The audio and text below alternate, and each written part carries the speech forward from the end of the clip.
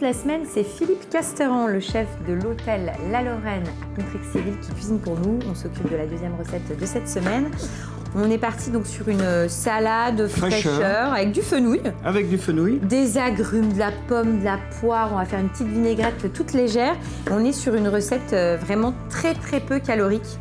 Voilà, en tout cas, si on veut préparer l'été et contrebalancer après avoir dégusté la petite verrine de foie gras, c'est pour se donner bonne conscience. C'est pour se donner bonne conscience et en plus pour le palais. Il y aura la pomme, il y aura... Oui, il y aura plein de bonnes choses. On va se régaler. Et puis en plus, cette saison. Oui, c'est vrai. Donc, alors, le fenouil, tu le coupes grossièrement. Voilà, on va le blanchir. D'accord. Donc, tu le blanchis. Donc, eau bouillante. Eau bouillante salée. Voilà. On le laisse. Et on laisse après. Et on le récupérera après. Il faut que ce soit croquant. D'accord, quand même croquant. C'est-à-dire que de temps en temps... tu vas piquer pour vérifier. On pique avec le couteau, il y en a pour 5-10 minutes. Des fois 30, ça dépend. Ça dépend du produit. Ça dépend du produit. Donc ça, c'est bon. On fait quoi ensuite, Philippe? Donc là, on laisse cuire. On s'occupe de notre vinaigrette? Après, on s'occupe de notre vinaigrette. Donc, la vinaigrette. Fromage blanc. 0%. 0%, 100 grammes. On continue. Là, c'est une recette qui a à peu près 90 calories. D'accord. Donc là, on peut y aller. Après le foie gras, c'est bon. Hein. Non, mais c'est vrai, on y pense aussi. Ensuite, un petit peu de jus de citron. Oui. Donc un petit peu de jus de citron. Un petit peu de jus d'orange. Oui. D'accord. Tu vas mélanger l'ensemble. On remue. Là, tu vas mettre de l'huile ou pas dans ta recette? Je ne vais pas mettre d'huile. Mais tu pourrais en mettre?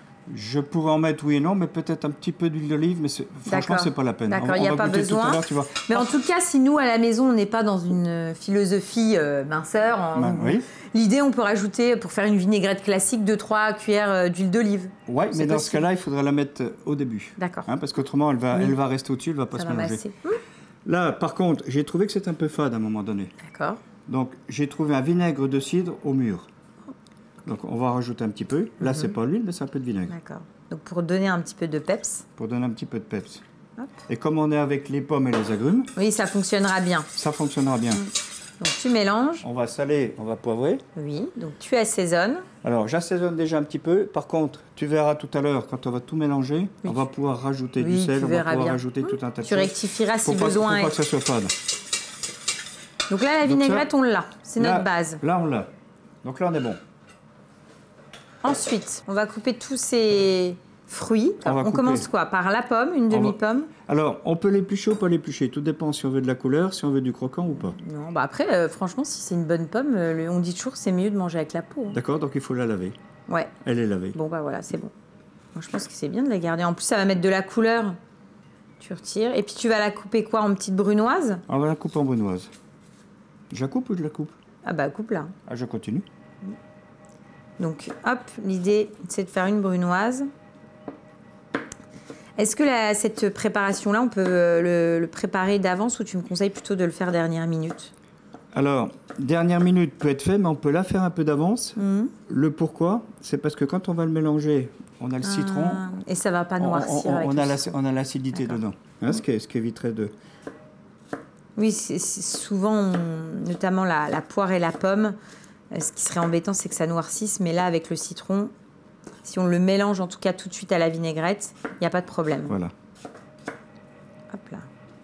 Là, tu es parti sur de la pomme et de la poire, mais on peut mettre d'autres fruits. Disons que je suis parti sur du croquant et du fruit de saison qu'on trouve quand même pas mal. Okay.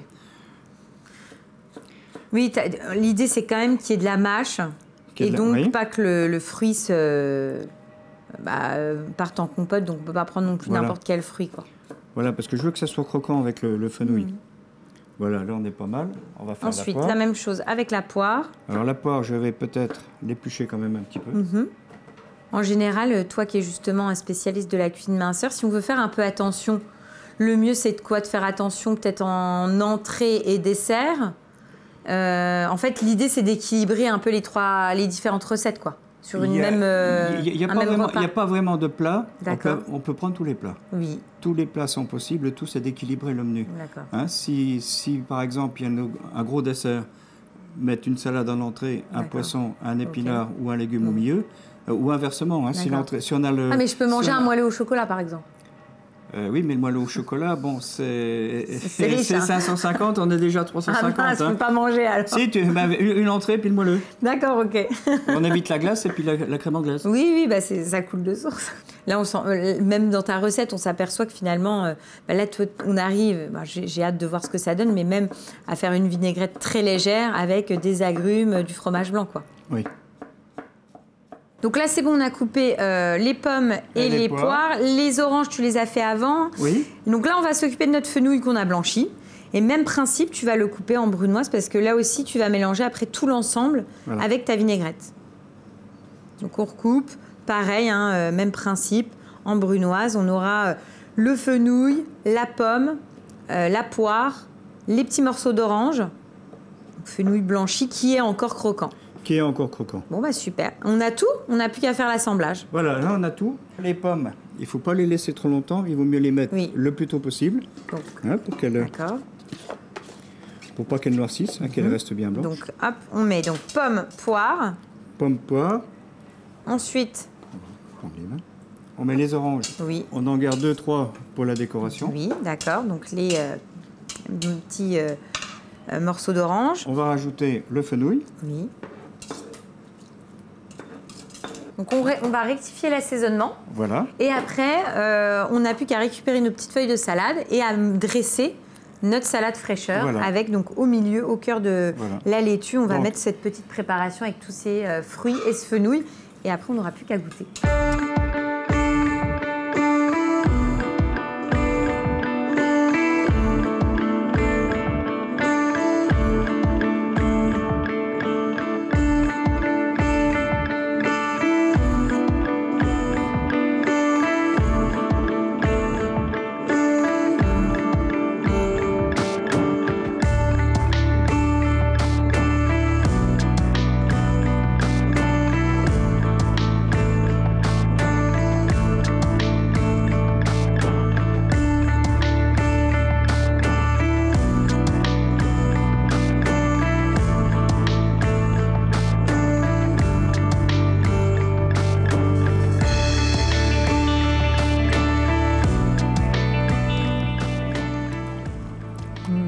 Alors toi, on est toujours dans le journalier, on est toujours dans les fruits, dans la salade, on est toujours dans les jardins là pour le moment. C'est très bon, c'est frais.